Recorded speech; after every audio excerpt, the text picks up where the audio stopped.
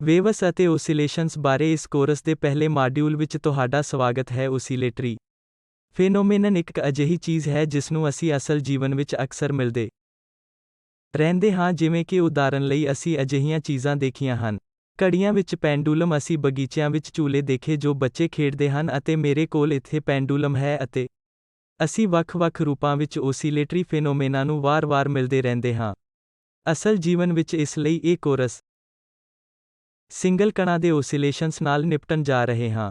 ਅਤੇ ਜੇ ਉਹਨਾਂ ਵਿੱਚੋਂ ਬਹੁਤ ਸਾਰੇ ਇਕੱਠਿਆਂ ਕਾਰਜ ਕਰਦੇ ਹਨ ਅਤੇ ਇਕੱਠਿਆਂ ਓਸੀਲੇਟਿੰਗ ਸ਼ੁਰੂ ਕਰ ਦਿੰਦੇ ਹਨ ਤਾਂ ਉਹ ਵੇਵਸ ਪੈਦਾ ਕਰਦੇ ਹਨ ਅਤੇ ਇਸ ਕੋਰਸ ਵਿੱਚ ਵੇਵਸ ਨੂੰ ਵੀ ਮਿਲਣਗੇ। ਇਸ ਲਈ ਆਓ ਇਸ ਗੱਲ ਤੋਂ ਸ਼ੁਰੂ ਕਰੀਏ ਕਿ ਓਸੀਲੇਸ਼ਨ ਤੋਂ ਸਾਡਾ ਕੀ ਭਾਵ ਹੈ। ਮੇਰੇ ਕੋਲ ਇੱਕ ਪੈਂਡੂਲਮ ਦੇ ਇਸ ਬੌਬ ਵਰਗਾ ਸਿੰਗਲ ਪਾਰਟੀਕਲ ਹੈ ਜੋ ਕਿ ਮੇਰੇ ਕੋਲ ਇੱਥੇ ਹੈ।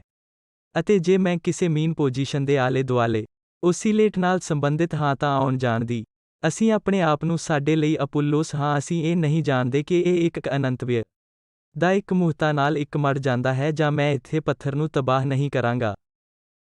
ਇਹ ਉਸ ਥਾਂ ਤੋਂ ਬਹੁਤ ਦੂਰ ਚਲਾ ਜਾਂਦਾ ਹੈ ਜਿੱਥੇ ਮੈਂ ਹਾਂ ਅਤੇ ਉਸ ਮੂਲ ਪੋਜੀਸ਼ਨ ਵਿੱਚ ਵਾਪਸ ਨਹੀਂ ਆਉਣ ਵਾਲਾ ਹੈ ਜੋ ਕਿ ਕੋਈ ਓਸੀਲੇਟਰੀ ਫਿਨੋਮੇਨਨ ਨਹੀਂ ਹੈ। ਇਸ ਲਈ ਅਸੀਂ ਦੇਖ ਰਹੇ ਹਾਂ ਉਹ ਫੇਨੋਮੇਨਾ ਜੋ ਵਾਰ-ਵਾਰ ਇੱਕੋ ਸਪੇਸ ਦੀ ਪੜਚੋਲ ਕਰਨ ਜਾ ਰਹੇ ਹਨ। ਕੁਝ ਇਸ ਤਰ੍ਹਾਂ ਦਾ ਹੈ ਜੋ ਸਿੰਗਲ ਪਾਰਟੀਕਲ ਦੇ ਓਸੀਲੇਸ਼ਨਸ ਹੋਣਗੇ।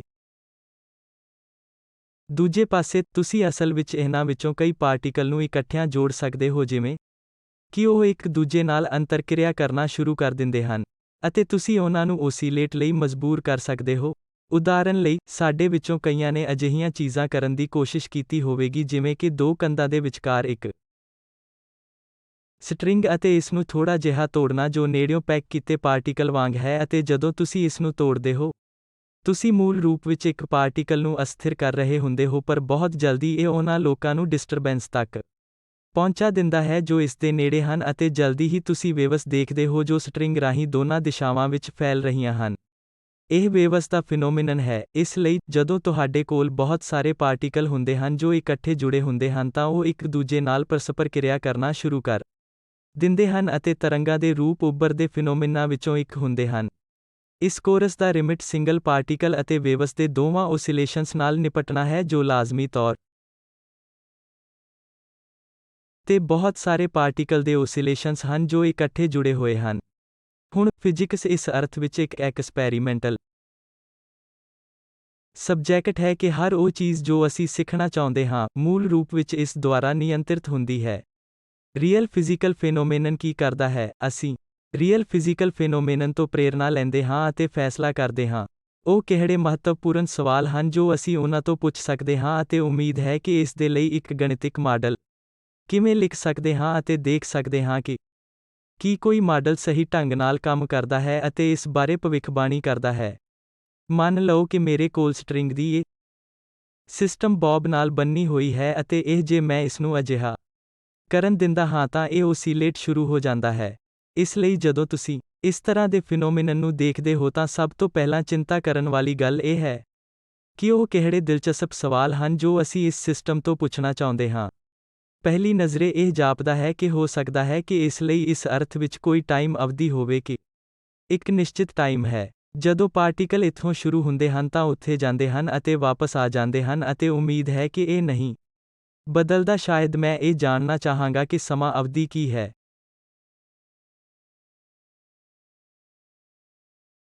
ਅਤੇ ਇਹ ਕਾਫੀ ਨਹੀਂ ਹੈ ਜੋ ਕਿ ਇੱਕ ਉੱਚ ਪੱਧਰੀ ਸਵਾਲ ਦੀ ਤਰ੍ਹਾਂ ਹੈ। ਜਿਵੇਂ ਹੀ ਮੈਂ ਦੇਖਦਾ ਹਾਂ ਕਿ ਮੈਨੂੰ ਇਹ ਅਹਿਸਾਸ ਹੋ ਸਕਦਾ ਹੈ ਕਿ ਮੈਨੂੰ ਸਮਾਂ ਮਿਆਦ ਬਾਰੇ ਜਾਣਨ ਅਤੇ ਸਮਝਣ ਦੀ ਲੋੜ ਹੈ, ਪਰ ਇੱਥੇ ਵਧੇਰੇ ਵਿਸਤ੍ਰਿਤ ਜਾਣਕਾਰੀ ਹੈ ਜੋ ਮੈਂ ਇੱਥੋਂ ਪ੍ਰਾਪਤ ਕਰਨਾ ਚਾਹੁੰਦਾ ਹਾਂ। ਉਦਾਹਰਨ ਲਈ, ਟਾਈਮ ਦੇ ਇੱਕ ਫੰਕਸ਼ਨ ਦੇ ਤੌਰ ਤੇ ਬੌਬ ਦੀ ਸਥਿਤੀ। ਇਸ ਲਈ ਟਾਈਮ ਦੇ ਇੱਕ ਦਿੱਤੇ ਗਏ ਪਲ ਲਈ ਇਹ ਬੌਬ ਕਿੱਥੇ ਸਥਿਤ ਹੈ ਅਤੇ ਇਹ ਵੇਗ ਅਤੇ ਗਤੀਵਰਧਨ ਨੂੰ ਕਿੰਨੀ ਤੇਜ਼ੀ ਨਾਲ ਹਿਲਾ ਰਿਹਾ ਹੈ। ਇਹ ਸਾਰੀਆਂ ਕੁਆਂਟੀਟੀਜ਼ ਟਾਈਮ ਦੇ ਇੱਕ ਫੰਕਸ਼ਨ ਦੇ ਰੂਪ ਵਿੱਚ ਹਨ। ਇਸ ਲਈ ਇਹ ਜਾਣਕਾਰੀ ਦੀ ਕਾਫੀ ਵਿਸਤ੍ਰਿਤ ਮਾਤਰਾ ਹੈ। ਹੋ ਸਕਦਾ ਹੈ ਕਿ ਮੈਂ ਇਸ ਬਾਰੇ ਜਾਣਨਾ ਚਾਹਾਂਗਾ ਅਤੇ ਇੱਕ ਹੋਰ ਸਵਾਲ ਹੋ ਸਕਦਾ ਹੈ ਜੋ ਮੈਂ ਜਾਣਨਾ ਚਾਹਾਂਗਾ ਉਹ ਐਨਰਜੀ ਬਾਰੇ ਹੈ।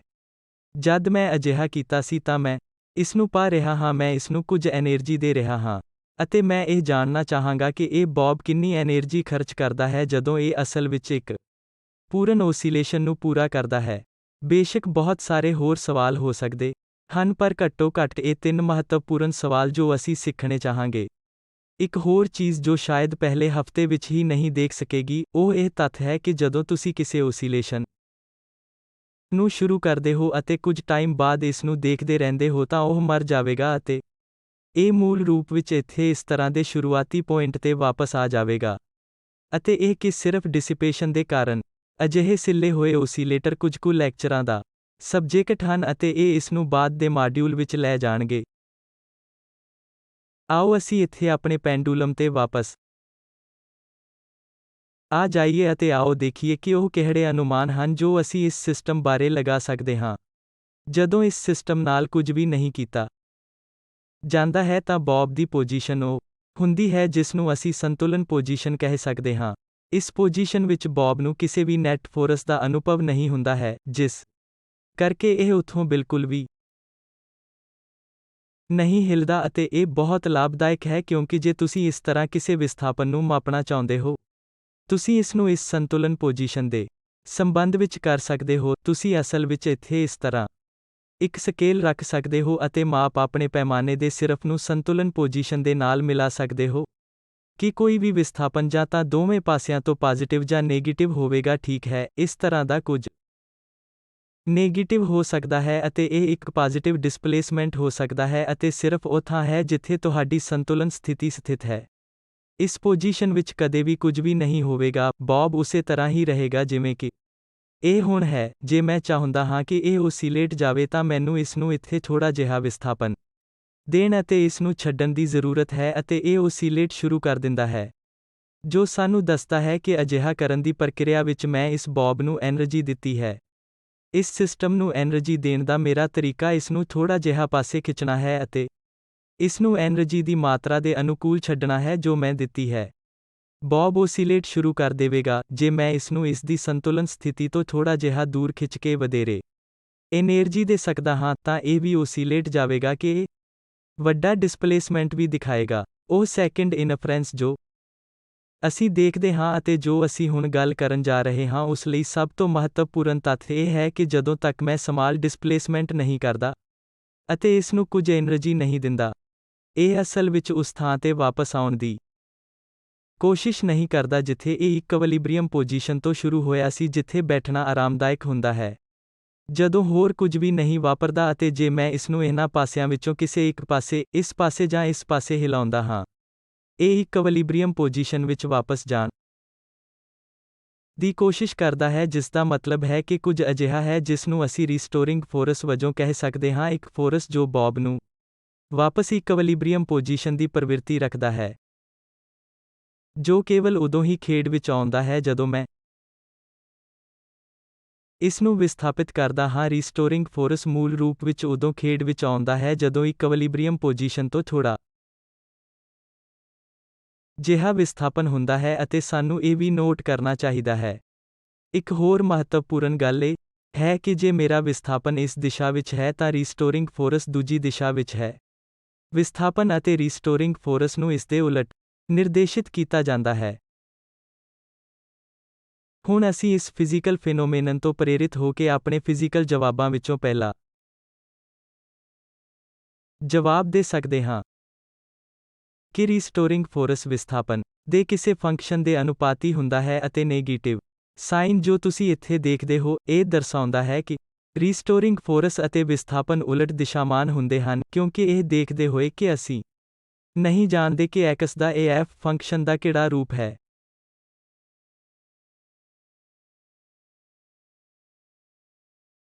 ਪਰ ਅਸੀਂ ਜਾਣਦੇ ਹਾਂ ਕਿ ਜਦੋਂ ਕੋਈ ਵਿਸਥਾਪਨ ਨਹੀਂ ਹੁੰਦਾ ਤਾਂ ਐਕਸ ਦਾ ਐਫ ਸਿਫਰ ਹੋਣਾ ਚਾਹੀਦਾ ਹੈ, ਕਿਉਂਕਿ ਜਦੋਂ ਕੋਈ ਡਿਸਪਲੇਸਮੈਂਟ ਨਹੀਂ ਹੁੰਦਾ ਤਾਂ ਰੀਸਟੋਰਿੰਗ ਫੋਰਸ ਸਿਫਰ ਹੁੰਦਾ ਹੈ।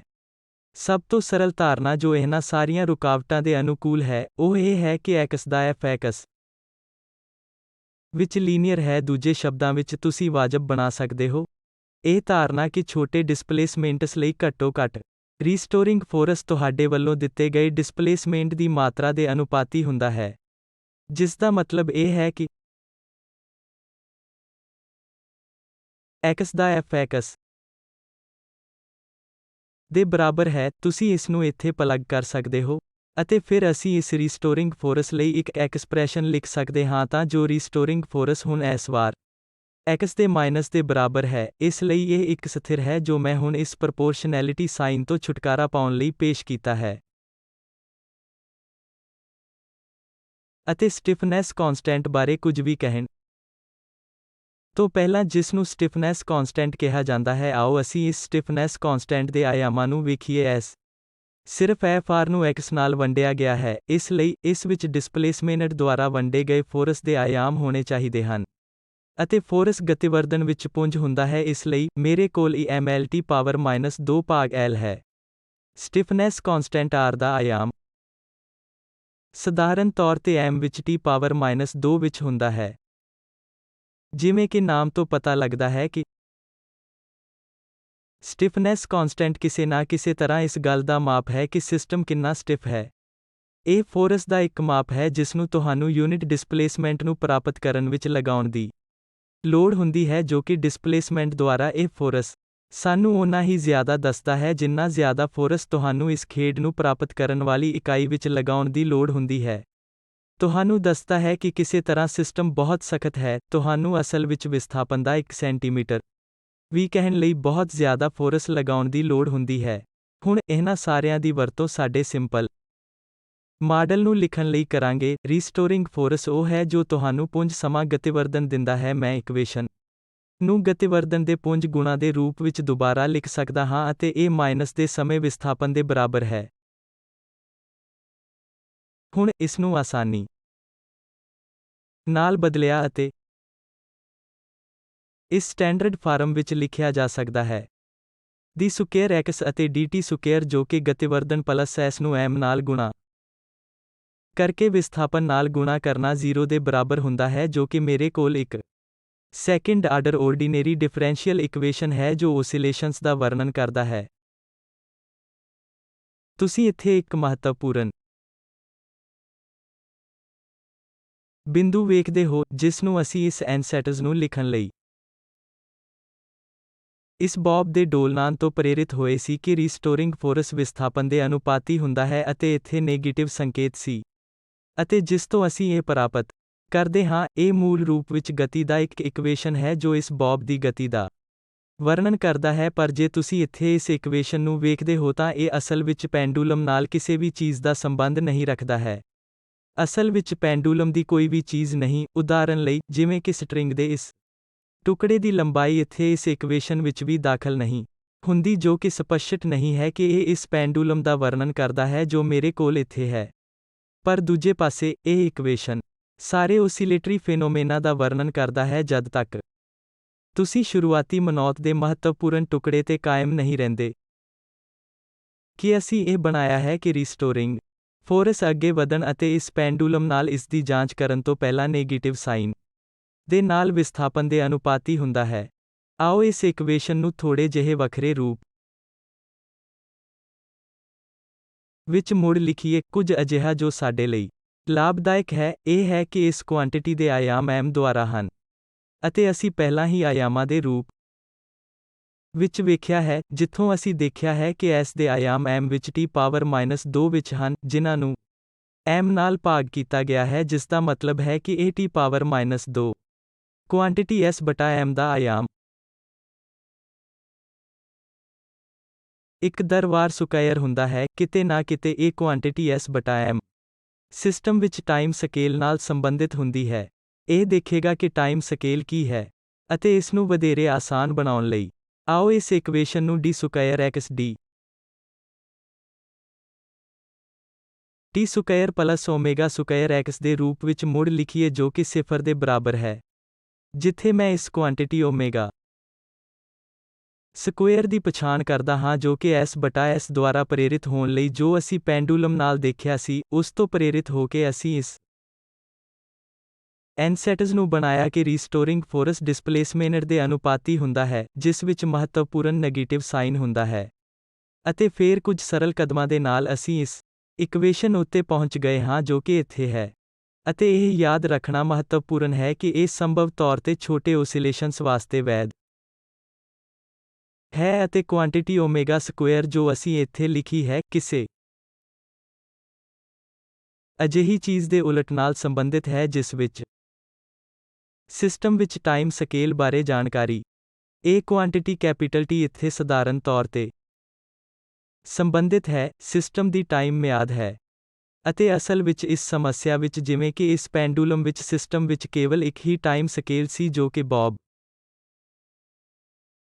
ਨੂੰ ਇੱਕ ਸਿਰੇ ਤੋਂ ਦੂਜੇ ਸਿਰੇ ਤੱਕ ਜਾਣ ਅਤੇ ਸ਼ੁਰੂਆਤੀ ਪੁਆਇੰਟ ਤੇ ਵਾਪਸ ਜਾਣ ਲਈ ਲੱਗਣ ਵਾਲਾ ਪੀਰੀਅਡ ਜਾਂ ਟਾਈਮ ਹੁੰਦਾ ਹੈ। ਇਹ ਕੈਪੀਟਲ T ਟਾਈਮ ਪੀਰੀਅਡ ਇੱਕ ਪੂਰਨ ਸਰਕਟ ਜਾਂ ਇੱਕ ਸੰਪੂਰਨ ਓਸੀਲੇਸ਼ਨ ਲਈ ਲਿਆ ਗਿਆ ਟਾਈਮ ਹੁੰਦਾ ਹੈ। ਹੁਣ ਸਾਡੇ ਕੋਲ ਮੈਥਮੈਟਿਕਲ ਇਕੁਏਸ਼ਨ ਹੈ ਜੋ ਛੋਟੇ ਓਸੀਲੇਸ਼ਨਸ ਦਾ ਵਰਣਨ ਕਰਦਾ ਹੈ। ਹੁਣ ਚਿੰਤਾ ਕਰਨ ਵਾਲਾ ਮਹੱਤਵਪੂਰਨ ਸਵਾਲ ਇਹ ਹੈ ਕਿ ਕੀ ਇਹ ਸਹੀ ਹੈ? ਅਸੀਂ ਕਿਵੇਂ ਜਾਣਦੇ ਹਾਂ ਕਿ ਪੈਂਡੂਲਮ ਅਤੇ ਸਾਡੀ ਆਪਣੀ ਸੂਝ-ਬੂਝ ਨੂੰ ਦੇਖਣ ਦੇ ਆਧਾਰ ਤੇ ਅਸੀਂ ਜੋ ਕੁਝ ਪ੍ਰਾਪਤ ਕੀਤਾ ਹੈ ਅਤੇ ਅਸੀਂ ਇਸ ਸਧਾਰਨ ਇਕੁਏਸ਼ਨ ਨੂੰ ਇਕੱਠਾ ਕਰਦੇ ਹਾਂ, ਉਹ ਇਹ ਸਹੀ ਹੈ? ਇਸ ਦਾ ਜਵਾਬ ਦੇਣ ਦਾ ਤਰੀਕਾ ਅਸਲ ਵਿੱਚ ਇੱਕ ਪ੍ਰਯੋਗ ਕਰਕੇ ਹੈ। ਆਓ ਇਸ ਮੈਥਮੈਟਿਕਲ ਇਕੁਏਸ਼ਨ ਦੇ ਆਧਾਰ ਤੇ ਕਿਸੇ ਚੀਜ਼ ਦੀ ਭਵਿੱਖਬਾਣੀ ਕਰੀਏ ਅਤੇ ਫਿਰ ਪ੍ਰਯੋਗ ਦੇ ਨਾਲ ਜਾਂਚ ਕਰੋ ਕਿ ਕੀ ਇਹ ਮੇਲ ਖਾਂਦਾ ਹੈ ਜਾਂ ਨਹੀਂ, ਜੋ ਕਿ ਅਸੀਂ ਇਸ ਸਮੇਂ ਕਰਨ ਜਾ ਰਹੇ ਹਾਂ। ਅਤੇ ਆਓ ਉਸ ਸਿਸਟਮ ਦੇ ਨਾਲ ਇਸ ਦੀ ਜਾਂਚ ਕਰੀਏ ਜੋ ਸਾਡੇ ਕੋਲ ਇੱਥੇ ਹੈ, ਅਰਥਾਤ ਪੈਂਡੂਲਮ। ਪਰ ਫਿਰ ਸਾਨੂੰ ਇਹ ਯਾਦ ਰੱਖਣਾ ਚਾਹੀਦਾ ਹੈ ਕਿ ਜੋ ਇਕੁਏਸ਼ਨ ਇੱਥੇ ਲਿਖਿਆ ਗਿਆ ਹੈ, ਉਹ ਪੈਂਡੂਲਮ ਨੂੰ ਬਿਲਕੁਲ ਵੀ ਨਹੀਂ ਦਰਸਾਉਂਦਾ ਹੈ। ਇਹ ਆਮ ਤੌਰ ਤੇ ਸਾਰੇ ਓਸੀਲੇਟਰੀ ਸਿਸਟਮਾਂ ਲਈ ਵੈਧ ਹੁੰਦਾ ਹੈ ਬਸ਼ਰਤੇ ਕਿ ਤੁਸੀਂ ਸਮਾਲ ਓਸੀਲੇਸ਼ਨ ਦੇ ਸ਼ਾਸਨ ਵਿੱਚ ਹੋਵੋ। ਇਸ ਪੁਆਇੰਟ ਤੇ ਇਹ ਉਹ ਦਾਅਵਾ ਹੈ ਜੋ ਸਾਡੇ ਕੋਲ ਹੈ ਅਤੇ ਹੁਣ ਅਸੀਂ ਜਾਂਚ ਕਰਨ ਜਾ ਰਹੇ ਹਾਂ ਕਿ ਪੈਂਡੂਲਮ ਦੇ ਨਾਲ ਹੈ। ਜਦੋਂ ਅਸੀਂ ਹੁਣ ਪੈਂਡੂਲਮ ਵਿੱਚ ਜਾਂਦੇ ਹਾਂ ਤਾਂ ਸਾਨੂੰ ਵਿਸ਼ੇਸ਼ ਤੌਰ ਤੇ ਪੈਂਡੂਲਮ ਲਈ ਗਤੀ ਦਾ ਇਕੁਏਸ਼ਨ ਪ੍ਰਾਪਤ ਕਰਨ ਦੀ ਲੋੜ ਹੁੰਦੀ ਹੈ। ਮੈਂ ਇੱਥੇ ਇੱਕ ਪੈਂਡੂਲਮ ਦਾ ਇੱਕ ਸਕੈਚ ਉਲੀਕਿਆ ਹੈ ਜਿਸ ਦੀ ਲੰਬਾਈ ਦੀ ਸਟਰਿੰਗ ਹੈ L ਅਤੇ ਇੱਕ ਬੌਬ ਹੈ ਜਿਸ ਦਾ ਪੁੰਜ M ਹੈ ਅਤੇ ਜੇ ਮੈਂ ਇਸ ਨੂੰ ਥੋੜਾ ਜਿਹਾ ਪਾਸੇ ਖਿੱਚਦਾ ਹਾਂ ਤਾਂ ਡਿਸਪਲੇਸਮੈਂਟ ਜਾਂ ਐਂਗੂਲਰ ਡਿਸਪਲੇਸਮੈਂਟ ਥੀਟਾ ਹੈ ਅਤੇ ਇੱਥੇ ਦੂਰੀ x ਹੈ। ਇਸ ਲਈ x ਅਤੇ x ਦੁਆਰਾ ਸੰਬੰਧਿਤ ਥੀਟਾ 1 ਗੁਣਾ T ਟਾਓ ਦੇ ਬਰਾਬਰ ਹੈ।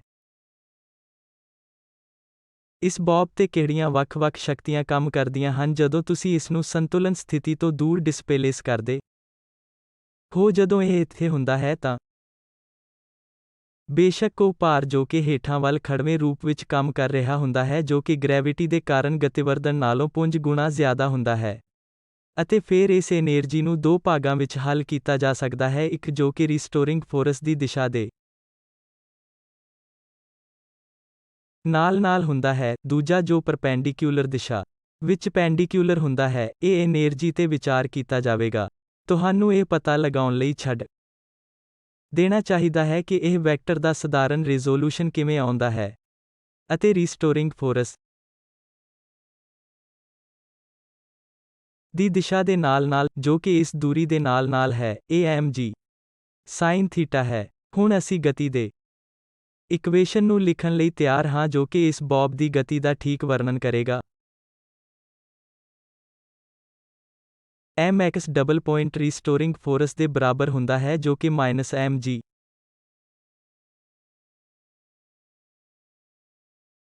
sin ਥੀਟਾ ਹੁੰਦਾ ਹੈ ਅਤੇ ਇੱਥੇ x ਡਬਲ ਪੁਆਇੰਟ ਨੂੰ ln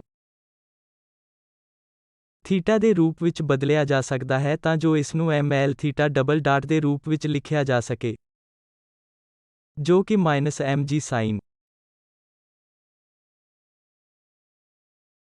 ਥੀਟਾ ਦੇ ਬਰਾਬਰ ਹੈ। ਅਤੇ ਹੋ ਸਕਦਾ ਹੈ ਕਿ ਮੈਨੂੰ ਇਹ ਜ਼ਿਕਰ ਕਰਨਾ ਚਾਹੀਦਾ ਸੀ ਕਿ ਇਹ ਦੋਹਰਾ ਪੁਆਇੰਟ ਸੈਕਿੰਡ ਡੈਰੀਵੇਟਿਵ ਨੂੰ ਦਰਸਾਉਂਦਾ ਹੈ, ਇਸ ਲਈ x ਡਬਲ ਡਾਟ ਦਾ ਮਤਲਬ d ਸਕੁਏਰ x ਅਤੇ dt ਸਕੁਏਰ ਹੋਵੇਗਾ। ਇਹ ਇੱਕ ਰਵਾਇਤ ਹੈ ਜੋ ਸਾਰੇ ਕੋਰਸ ਦੌਰਾਨ ਵਰਤੇਗੀ ਅਤੇ ਹੁਣ ਇਸ ਇਕੁਏਸ਼ਨ ਤੇ ਵਾਪਸ ਆ ਗਈ ਹੈ ਕਿ ਇਹ m ਅਤੇ m ਰੱਦ ਕਰ ਦੇਣਗੇ। ਮੈਂ ਇਸ ਇਕੁਏਸ਼ਨ ਨੂੰ ਮੁੜ ਲਿਖ ਸਕਦਾ ਹਾਂ ਕਿਉਂਕਿ ਦੋਹਰਾ ਬਿੰਦੂ -g ਦੇ ਬਰਾਬਰ ਹੈ ਜੋ ਕਿ L sin ਥੀਟਾ ਦੁਆਰਾ ਹੈ। ਜੇ ਤੁਸੀਂ ਸਾਡੇ ਵੱਲੋਂ ਲਿਖੀਆਂ ਸਮਾਲ ਓਸੀਲੇਸ਼ਨਸ ਵਾਸਤੇ ਸਾਡੇ ਇਕੁਏਸ਼ਨ ਤੇ ਵਾਪਸ ਜਾਂਦੇ ਹੋ ਤਾਂ ਇੰਜ ਜਾਪਦਾ ਹੈ ਜਿਵੇਂ d square x ਬਟਾ dt square ਅਤੇ ਓਮੇਗਾ ਸਕੁਏਰ x ਸਿਰਫ ਦੇ ਬਰਾਬਰ ਹੈ। ਪਰ ਸਾਡੇ ਕੋਲ ਜੋ ਇਕੁਏਸ਼ਨ ਹੈ, ਉਹ ਇਸ ਤਰ੍ਹਾਂ ਦਾ ਨਹੀਂ ਲੱਗਦਾ, ਪਰ ਅਸੀਂ ਇਸ ਨੂੰ ਇਸ ਰੂਪ ਵਿੱਚ ਲਿਆ ਸਕਦੇ ਹਾਂ ਬਸ਼ਰਤੇ ਕਿ ਅਸੀਂ ਇਹ ਧਾਰਨਾ ਬਣਾ ਲਈਏ ਕਿ ਐਂਗੂਲਰ ਡਿਸਪਲੇਸਮੈਂਟ ਛੋਟਾ ਹੋਣਾ ਚਾਹੀਦਾ ਹੈ। ਜਦੋਂ ਮੈਂ ਕਹਿੰਦਾ ਹਾਂ ਕਿ ਐਂਗੂਲਰ ਡਿਸਪਲੇਸਮੈਂਟ ਛੋਟਾ ਹੋਣਾ ਚਾਹੀਦਾ ਹੈ ਤਾਂ ਮੇਰਾ ਮਤਲਬ ਹੈ ਕਿ ਥੀਟਾ 1 ਤੋਂ ਬਹੁਤ ਘੱਟ ਹੋਣਾ ਚਾਹੀਦਾ ਹੈ। ਜਿਸ ਸਥਿਤੀ ਵਿੱਚ ਮੈਂ ਸਾਈਨ ਥੀਟਾ ਨੂੰ ਸਿਰਫ ਥੀਟਾ ਨਾਲ ਬਦਲ ਸਕਦਾ ਹਾਂ। ਫਿਰ ਮੈਂ ਇਸ ਨੂੰ ਲਿਖ ਸਕਦਾ ਹਾਂ ਕਿਉਂਕਿ theta double dot plus theta ਵਿੱਚ L ਦੁਆਰਾ ਥੀਟਾ ਵਿੱਚ ਸਿਰਫ ਦੇ ਬਰਾਬਰ ਹੈ। ਹੁਣ ਜੇ ਤੁਸੀਂ ਇਸ ਇਕੁਏਸ਼ਨ ਨੂੰ ਯਾਦ ਰੱਖਦੇ ਹੋ ਜੋ ਅਸੀਂ ਹੁਣੇ-ਹੁਣੇ ਲਿਖਿਆ ਹੈ, ਉਹ ਉਸ ਇਕੁਏਸ਼ਨ ਦੇ ਸਮਾਨ ਹੈ ਜੋ ਮੇਰੇ ਕੋਲ ਇੱਥੇ ਹੈ। ਉਮੀਦ ਹੈ ਕਿ ਇਹ ਸਾਡੇ ਲਈ ਇਸ ਪੈਂਡੂਲਮ ਦੀ ਗਤੀਸ਼ੀਲਤਾ ਦਾ ਵਰਣਨ ਕਰੇਗਾ। ਪਰ ਅਸੀਂ ਅੱਗੇ ਵਧ ਸਕਦੇ ਹਾਂ ਅਤੇ ਇਸ g ਨੂੰ ਓਮੇਗਾ ਸਕੁਏਅਰ ਨਾਲ ਜੋੜ ਸਕਦੇ ਹਾਂ। ਅਤੇ ਕਿਉਂਕਿ ਅਸੀਂ ਕਿਹਾ ਸੀ ਕਿ ਓਮੇਗਾ 2 ਪਾਈ ਟੀ ਹੈ, ਜੇਕਰ ਤੁਸੀਂ ਓਮੇਗਾ ਨੂੰ 2 ਪਾਈ ਬਟਾ ਟੀ ਦੇ ਬਰਾਬਰ ਰੱਖਦੇ ਹੋ ਅਤੇ ਸਰਲ ਬਣਾਉਂਦੇ ਹੋ ਤਾਂ ਤੁਸੀਂ ਟੀ ਲਈ ਇੱਕ ਐਕਸਪ੍ਰੈਸ਼ਨ ਪ੍ਰਾਪਤ ਕਰ ਸਕਦੇ ਹੋ ਜੋ ਕਿ ਪੈਂਡੂਲਮ ਦਾ ਇੱਕ ਸਮਾਂ ਅਵਧੀ ਹੈ ਜਿਵੇਂ ਕਿ ਇਸ ਦੁਆਰਾ L ਦੇ ਸਕੁਏਅਰ ਰੂਟ ਵਿੱਚ 2 ਪਾਈ। ਇਹ ਉਹ ਨਤੀਜਾ ਹੈ ਜੋ ਇੱਕ ਪ੍ਰਯੋਗ ਵਿੱਚ ਇਸ ਦੀ ਜਾਂਚ ਕਰੇਗਾ। ਇਸੇ ਤਰ੍ਹਾਂ ਅਸੀਂ ਇਸ ਮਾਮਲੇ ਵਿੱਚ ਇੱਕ ਹੋਰ ਓਸੀਲੇਟਰੀ ਸਿਸਟਮ ਤੇ ਵੀ ਵਿਚਾਰ ਕਰ ਸਕਦੇ ਹਾਂ ਜੋ ਮੇਰੇ ਕੋਲ ਇੱਕ ਸਪਰਿੰਗ ਅਤੇ ਪੁੰਜ ਹੈ ਜੋ ਕਿ ਇਸ ਤਰ੍ਹਾਂ ਦੇ ਸਹਾਰੇ ਨਾਲ ਲਟਕ ਰਿਹਾ ਹੈ। ਅਤੇ ਜੇ ਮੈਂ ਇਸ ਸਿਸਟਮ ਲਈ ਕੁਝ ਨਹੀਂ ਕਰਦਾ ਹਾਂ ਤਾਂ ਮੋਟੇ ਤੌਰ ਤੇ ਇਹ ਉਹ ਥਾਂ ਹੈ ਜਿੱਥੇ ਪੁੰਜ ਖੜਾ ਹੋਵੇਗਾ ਜਿਵੇਂ ਕਿ ਇਸ ਚਿੱਤਰ ਵਿੱਚ ਦਿਖਾਇਆ ਗਿਆ ਹੈ। ਅਤੇ ਆਮ ਦੀ ਤਰ੍ਹਾਂ ਅਸੀਂ M ਪੁੰਜ ਦੀ ਉਸ ਸਥਿਤੀ ਦੀ ਸੰਤੁਲਨ ਸਥਿਤੀ ਦੇ ਰੂਪ ਵਿੱਚ ਪਛਾਣ ਕਰਾਂਗੇ ਜਿੱਥੇ ਬਲਾਕ ਤੇ ਨੈਟ ਫੋਰਸ ਸਿਰਫ ਹੁੰਦਾ ਹੈ। ਅਤੇ ਜੇ ਮੈਂ ਇਸ ਨੂੰ ਥੋੜਾ ਜਿਹਾ ਇੱਥੇ ਇਸ ਦਿਸ਼ਾ ਵਿੱਚ ਇੱਕ ਮਾਤਰਾ x ਨਾਲ ਵਿਸਥਾਪਿਤ ਕਰਦਾ ਹਾਂ ਤਾਂ ਬਸੰਤ ਦਾ ਵਿਸਤਾਰ ਹੋ ਗਿਆ ਹੈ। ਜਦੋਂ ਅਜਿਹਾ ਵਾਪਰਦਾ ਹੈ ਤਾਂ ਇਹ ਰੀਸਟੋਰਿੰਗ ਫੋਰਸ ਹੁੰਦਾ ਹੈ ਜੋ ਬਲਾਕ ਨੂੰ ਵਾਪਸ ਆਪਣੀ ਸੰਤੁਲਨ ਸਥਿਤੀ ਵਿੱਚ ਲੈ ਜਾਵੇਗਾ, ਇਸ ਲਈ ਇਹ ਅਸਥਿਰ ਹੋਣਾ ਸ਼ੁਰੂ ਕਰ ਦੇਵੇਗਾ। ਇੱਥੇ ਫਿਰ ਅਸੀਂ ਵਾਪ ਜਾ ਸਕਦੇ ਹਾਂ ਅਤੇ ਇੱਕ ਇਕੁਏਸ਼ਨ ਲਿਖ ਸਕਦੇ ਹਾਂ। ਇਸ ਲਈ ਇੱਕ ਵਾਰ ਫਿਰ ਇਹ ਪੁੰਜ ਗੁਣਾ d ਸਕੁਏਅਰ x ਹੈ ਅਤੇ dt ਸਕੁਏਅਰ ਹੈ ਜਿਸ ਨੂੰ ਮੈਂ x ਡਬਲ ਡਾਟ ਦੇ ਰੂਪ ਵਿੱਚ ਲਿਖਦਾ ਹਾਂ। ਅਤੇ ਇਹ ਮਾਈਨਸ ਸਾਈਨ ਦੇ ਨਾਲ ਡਿਸਪਲੇਸਮੈਂਟ ਦੇ ਅਸਲ ਅਨੁਪਾਤੀ ਦੇ ਬਰਾਬਰ ਹੈ ਅਤੇ ਇੱਥੇ ਸਥਿਰ ਹੈ। ਅਤੇ ਇਸ ਕੇਸ ਵਿੱਚ ਸਪਰਿੰਗ ਕੋਨਸਟੈਂਟ ਹੈ ਅਤੇ ਇੱਥੇ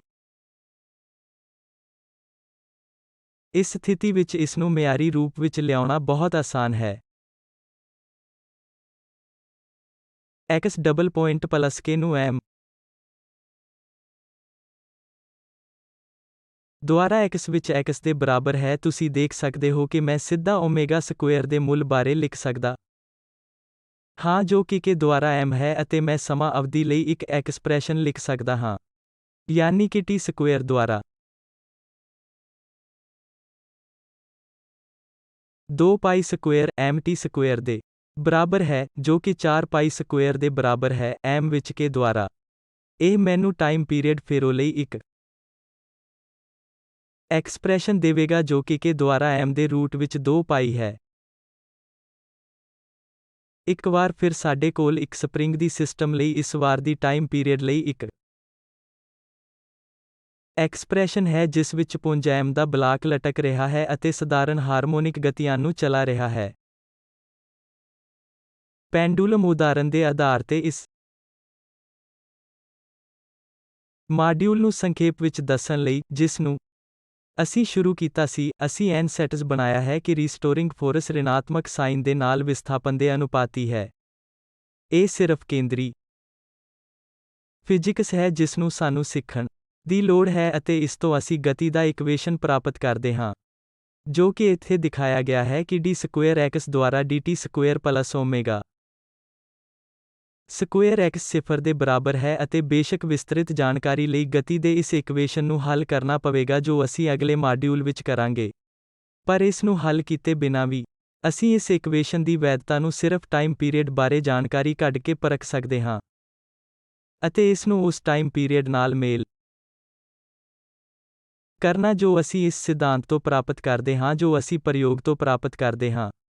ਇਸ ਤੋਂ ਪਹਿਲਾਂ ਕਿ ਅਸੀਂ ਪ੍ਰਯੋਗ ਨਾਲ ਤੁਲਨਾ ਕਰੀਏ, ਆਓ ਦੇਖੀਏ ਕਿ ਸਾਨੂੰ ਸਿਧਾਂਤਕ ਤੌਰ ਤੇ ਉਸ ਇਕੁਏਸ਼ਨ ਦੇ ਆਧਾਰ ਤੇ ਕੀ ਉਮੀਦ ਕਰਨੀ ਚਾਹੀਦੀ ਹੈ ਜੋ ਅਸੀਂ ਹੁਣੇ-ਹੁਣੇ ਪ੍ਰਾਪਤ ਕੀਤੀ ਟਾਈਮ ਪੀਰੀਅਡ ਕੇਵਲ ਪੈਂਡੂਲਮ ਦੀ ਲੰਬਾਈ ਅਤੇ ਗ੍ਰੈਵਿਟੀ ਦੇ ਕਾਰਨ ਗਤੀਵਰਧਨ ਤੇ ਨਿਰਭਰ ਕਰਦੀ ਹੈ। ਇਸ ਲਈ ਸਥਾਪਨਾ ਵਿੱਚ ਕਿ ਸਾਡੇ ਕੋਲ ਪੈਂਡੂਲਮ ਦੀ ਲੰਬਾਈ 5 ਮੀਟਰ ਤੱਕ ਹੈ ਅਤੇ ਗ੍ਰੈਵਿਟੀ ਦੇ ਕਾਰਨ ਗਤੀਵਰਧਨ 9.1 ਮੀਟਰ ਪ੍ਰਤੀ ਸਕਿੰਟ ਸਕੁਏਅਰ ਹੈ। ਇਸ ਲਈ ਜੇ ਤੁਸੀਂ ਇਹਨਾਂ ਸਾਰੀਆਂ ਸੰਖਿਆਵਾਂ ਨੂੰ ਪਾਉਂਦੇ ਹੋ ਤਾਂ ਸਾਨੂੰ ਪਤਾ ਲੱਗਦਾ ਹੈ ਕਿ ਥਿਊਰੀ ਦੇ ਆਧਾਰ ਤੇ ਉਮੀਦ ਕੀਤੀ ਜਾਂਦੀ ਟਾਈਮ ਪੀਰੀਅਡ ਲਗਭਗ 1 ਸਕਿੰਟ ਹੈ। ਹੁਣ ਆਓ ਅਸੀਂ ਉਹ ਪ੍ਰਯੋਗ ਕਰੀਏ ਜੋ ਅਸੀਂ ਬੌਬ ਨੂੰ ਚਲਾਵਾਂਗੇ ਅਤੇ ਇਸ ਨੂੰ 10 ਵਾਰ ਓਸੀਲੇਟ ਅਤੇ ਫਿਰ ਟਾਈਮ ਪੀਰੀਅਡ ਦੀ ਗਣਨਾ ਕਰਾਂਗੇ।